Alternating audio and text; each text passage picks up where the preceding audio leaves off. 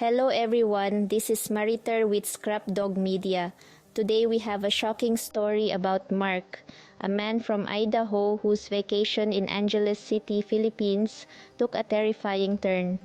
This cautionary tale explores the risks of nightlife in foreign countries and the importance of being aware of your surroundings. So sit tight as we unravel Mark's unforgettable and not in a good way adventure.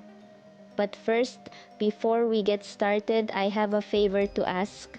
We are a brand new channel here and we need your support desperately.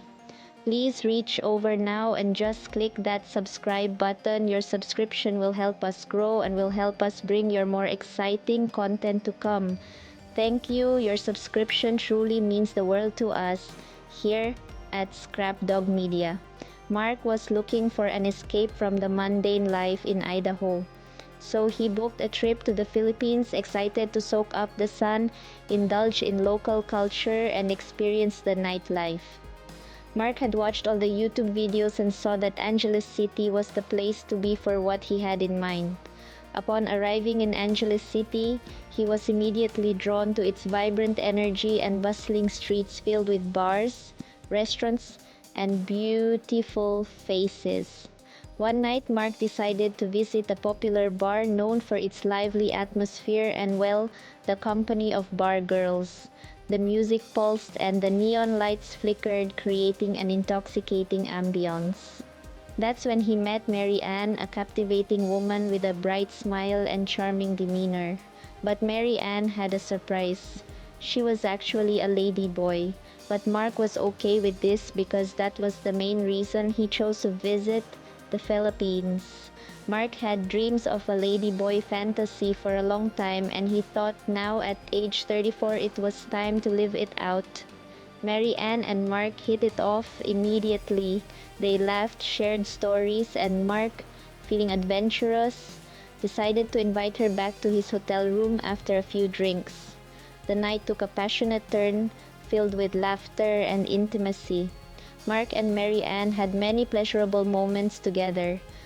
Then later, after the intimacy started to subside, they decided to have some wine and sit on the balcony and just watch the people as they walked the street below. But as the night wore on, Mark started to feel strange. Maybe it was the combination of the alcohol and excitement. But soon, Mark succumbed to a deep sleep, unaware of the danger lurking just around the corner. Hours passed, and when he finally woke up, the sun was shining through the window, but something felt off. Mark blinked his eyes open, only to find himself totally alone. Mark looked at his watch, and it was already a little after 4 p.m. the next day. He had slept all day long. He knew something was wrong. He would never sleep like this. All day long, like this, under normal circumstances. Alone and disoriented, Mark looked around the room only to find that all of his valuables were gone. Every last one was gone. His wallet, all his cards, and worst of all, his passport was gone.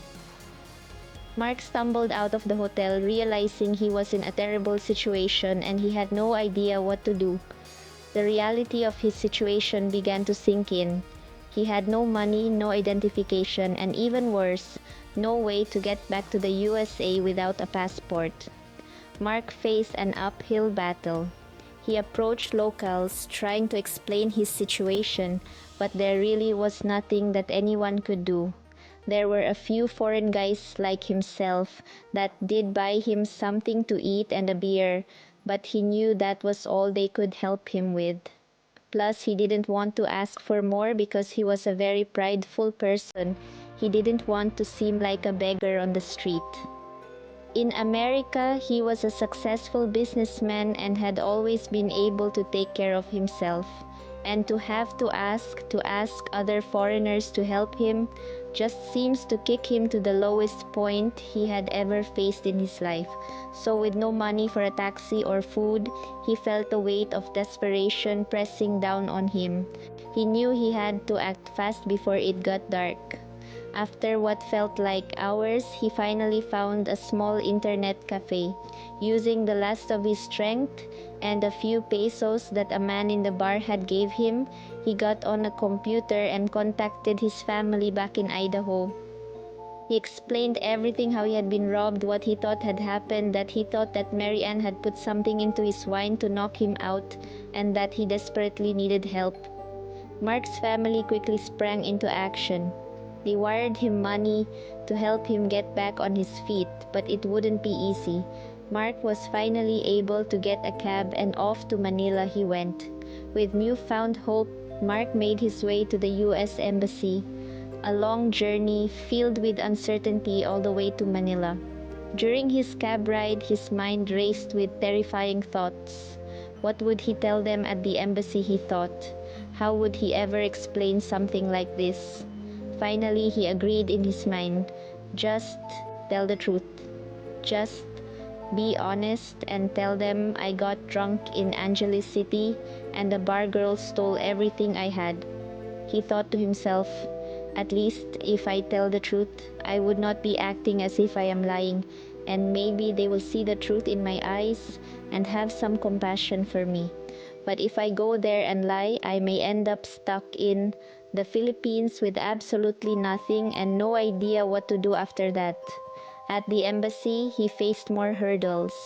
The process for getting a new passport can be complex, and Mark found himself waiting in long lines, filling out forms, and providing as much identification as he could muster.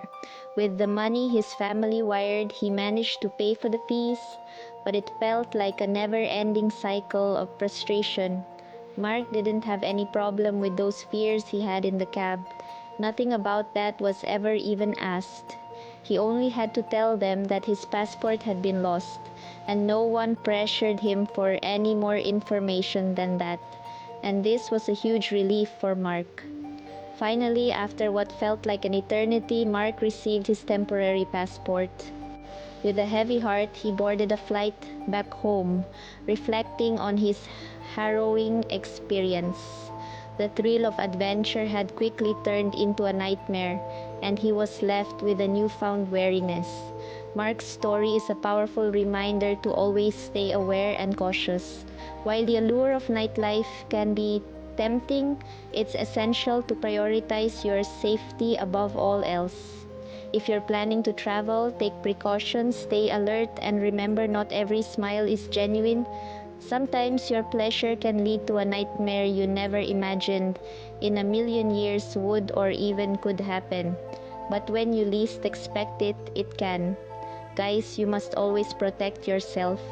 Never allow yourself to be in a situation where everything you have can be stolen. Use the safe if your hotel provides one.